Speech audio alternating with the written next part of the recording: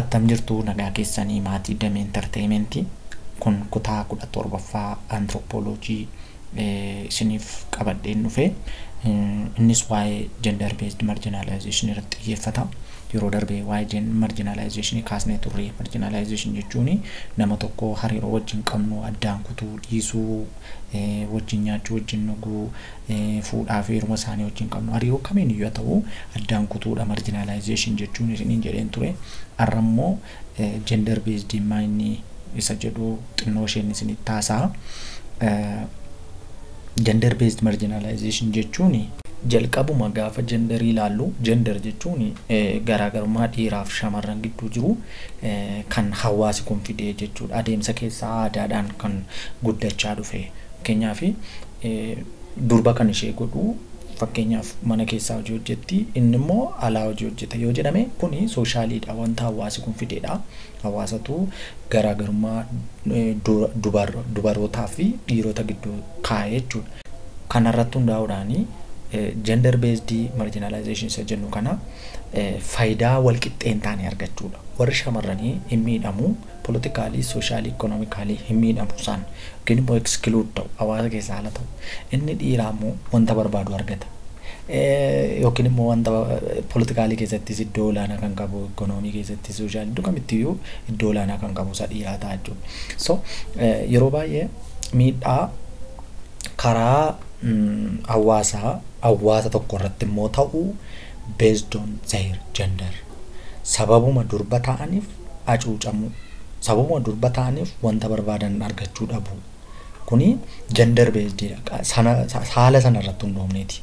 Yeroo baay'ee gender based inequality kun maayini social cultural norms yookiin immoo hawaasatu create godha, namatu fida malee natureedha wanta jiru miti. Kan yeroo baay'ee miidhamu immoo ijoollee shamarranii, ijoollee xixinnoo shamarranii fi dubartoota warra heerumanii mana qaban fi ijoollee durbaa warra immoo heeruman jiran jechuudha. Na akka addunyaatti gender based marginalization kun iddoo hundumaa jira. Akka addunyaatti rakkoo guddaa ta'e kan jiru hawaasa kana keessa jechuudha. Kanaafuu gender based marginalization jechuun unfair distribution of wealth dha. Keenyaaf abbaan qabeenya isaa dhaala hiruu yoo barbaade isa dhiiraatiin irra kenna malee ishee durbaatiin kennu. Inkaamii fakkeenyaaf isheen durbaa yeroo baay'ee inkaam madda galii hin qabdu, isa dhiiraatu qaba. Job opportunity irratti illee warra dhiiraatu irra caalmaa carraa hojii argachuu, carraa bakkee deemanii iddoo adda addaatti deemanii hojjechuu kan qabu isaanii malee warri shamarranii carraa bakkee deemanii hojii dorgomanii waan barbaadan godhachuu hin qaban. Kun maayini gender based marginalization isaan jennu jechuudha. Kanaaf gender based marginalization kun iddoo tokko duwwaa jira miti, hawaasa tokko duwwaa keessa jira miti. Iddoo hundumaa hawaasa kamiin keessa iyyuu kan jiru garaagarummaa dhiiraaf shamarran gidduu jiru jechuudha. Kanaafuu yeroo baay'ee ijoolleen shamarranii hirmaannaa isaan qaban gama kamiin iyyuu gadi bu'aadha. Kun immoo kan inni ta'ee fi hawaasa kanatu akka isaan gadi bu'an taasise. Uumamaan miti, namatu fide. Fakkeenya baay'ee yoon isinii kaasuu barbaade amma akka waliigalatti akka addunyaatti isiniin jedheera rakkoon kun biyya keenya keessas ta'ee biyya alaa iddoo kamiin iyyuu ta'u jira. Garaagarummaan durbootaa fi ijoollee dhiiraa gidduu jiru.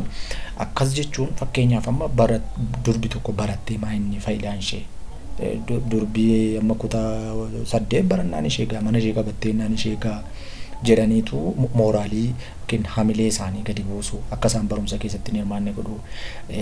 Durba amma fakkeenyaaf barattee sadarkaa olaanaa gahuu hin dandeessu, manaa baatee lafa garaa ishee dhaquu hin dandeessu, gama qabeenyaa hirachuu keessatti akkitti maatiin ishee ilaalan gadi bu'aadha. Bakka dhumarratti utuu fedhii ishee wanta barbaadde godhachuu dandeessu gara booddeetti gara manaatti ishee deebisu jechuudha. Kun immoo rakkoo akkamii qaba? Tokko baratanii iddoo gaarii gahanii lafa barbaadan gahuu hin danda'anii hojjetanii akka barbaadan inkaamii gaarii argachuu hin danda'anii. Kanaaf hawaasa kana keessatti marginalize ta'u jechuudha yeroo baay'ee.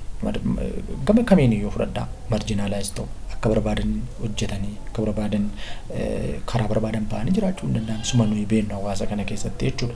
Yoo isheen gadi baatee wanta ishee waa balleessitee dhufteetti fudhatama hawaasa keessatti. Kanaaf marginalize ta'u jechuudha ijoolleen shamarranii yeroo baay'ee.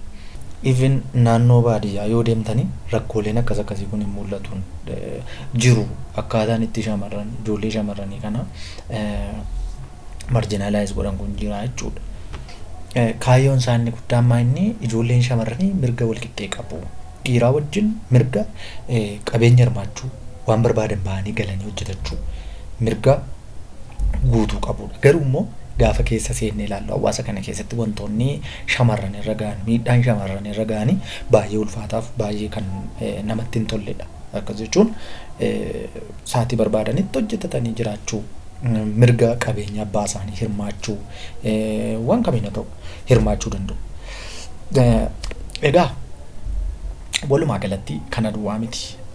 Ijoollee shamarranii akkaataan ittiin marginalize godhan wantooti baay'een jiru. Isaan keessaa tokko reebicha ta'uu danda'a. Yeroo malee umurii malee heerumsiisuu, buttaa akkasumas immoo domestic violence kanneen jedhaman baay'een isaanii jiru. Even female genital cutting yookiin immoo mutilation inni jennu jira dhagna qabaa shamarranii kan jennu jechuudha. Hundi isaanii walitti dhufanii barteewwan miidhaa geessisuu danda'an yookiin harmful traditional practices jennee waamna jechuudha.